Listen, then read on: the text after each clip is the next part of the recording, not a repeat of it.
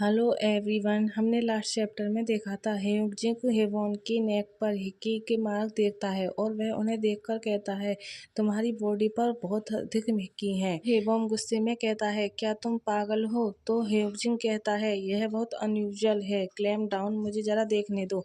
तभी पीछे से कांगवू मग को उठाकर लाता है और हेयोंगजिंग के सर पर मार देता है। उसके बाद कांगवू हेयोंगजिंग के उसी हाथ को पैर से कुचलने लगता है जिससे उसने हेवॉन को टच किया था। फिर वह अपने फेस को क्लीन करते हुए कहता है हाँ फक, मैं सब गंदा हो गया। फिर कांगवू पीछे की तरफ मुड़ता है और हेवॉन से कहता है हाँ तुम ठीक हो, तुम पर तो खून के छींटे नहीं पड़े।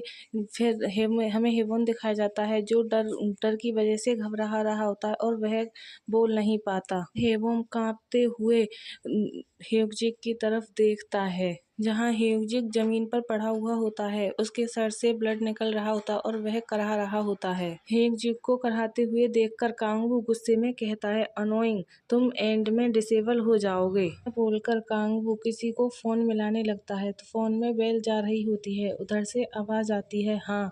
तो कांगवू कहता है यहाँ और कचरा बाहर निकालो। फिर कांगवू की नजर उस फूड पर जाती है जो हेवॉन के हाथ से गिर गया था तो वह फोन पर कहता है मेरे और इनमें से कुछ मेरे लिए लाओ। सीन शिफ्ट होता है और हमें एक फूड का बॉक्स टेबल पर रखा हुआ दिखाया जाता है। कांगवू और हेवॉन वहीं पर बैठे हुए होते हैं तो कांगवू का बॉडीगार्ड हेवॉन से कहता है कल तक कालीन बदल दिया जाएगा। तो कांगवू अपने हाथों को फोल्ड करते हुए कहता है यह तुम खुद फिगर आउट करो। कांगवू की बातों को सुनकर हेवॉन डर की वजह से अपनी पैंट को पकड़ता है और सोचता है जब हेयोंगजिंग दर्द में चिल्ला रहा था तो कोई नहीं आया, इसका मतलब है कि वे कांगवू के फोन का वेट कर रहे थे। फिर वह एक साथ डर जाता है और सोचता है इस घर में उसने कितने लोगों का खून बहाया, अगर मैं उसके तनाव में आ गया तो मैं भी डेफिनेटली ऐसा ही करूंगा। फिर कांगवू का बॉडीगार्ड कांगवू से कहता है मुझे चेयरमैन से क्या कहना चाहिए। यह सुनकर कांगवू हेवॉन की तरफ देखता है और कहता है चेयरमैन, यह बेकार है। यह सुनकर हेवॉन सरप्राइज्ड हो जाता है। फिर कांगवू आगे कहता है उसे बताएं कि सब कुछ हो गया है। यह सुनकर हेवॉन शॉक्ड हो जाता है। फिर बॉडीगार्ड कहता है हाँ मैं चलता हूँ। यह बोलकर वह वहाँ से चला जाता है तो कांगवू हेवॉन की तरफ देखकर उसके शोल्डर पर हाथ रखता है। फिर वह हेवॉन से कहता है तुम इस तरह क्यों कांप रहे हो, मैंने तुम्हें मारा भी नहीं है सनवे। फिर वह आगे कहता है तुम डर गए।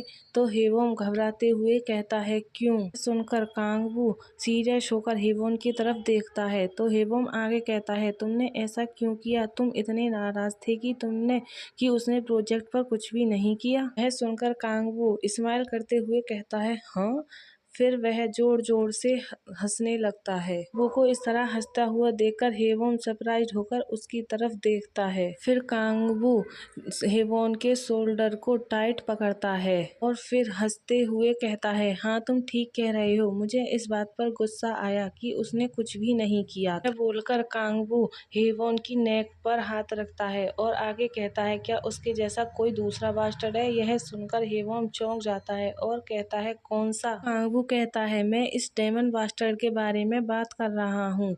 यह सुनकर हेवॉन सरप्राइज्ड होकर कांगवू की तरफ देखता है और सोचता है वह ऐसा क्यों पूछ रहा है। ऐसा लगा रहा था जैसे वह कह रहा हो कि मेरी वजह से उसने उसे मारा, मुझे अजीब लग रहा है। कांगवू के फोन पर किसी का कॉल आता है। कांगवू फोन को उठाकर फोन की तरफ देखता है तभी हेवॉन अपने शोल्डर को पकड़ता है जिसे कांगवू ने दबाया था। तो कांगवू कॉल को देखकर कहता है मुझे कुछ काम करने हैं, मुझे लगता है तुम्हें चले जाना चाहिए। मैं टीचर को एक लेटर भेजूंगा जिसमें उन्हें इन्फॉर्म किया जाएगा कि मैं प्रोजेक्ट प्रेजेंट करूंगा। हेवॉन कहता है यस। तभी कांगवू वह फूड के पैकेट को उठाकर हेवॉन की बैग पर टच करता है जिससे हेवॉन चौंक जाता है।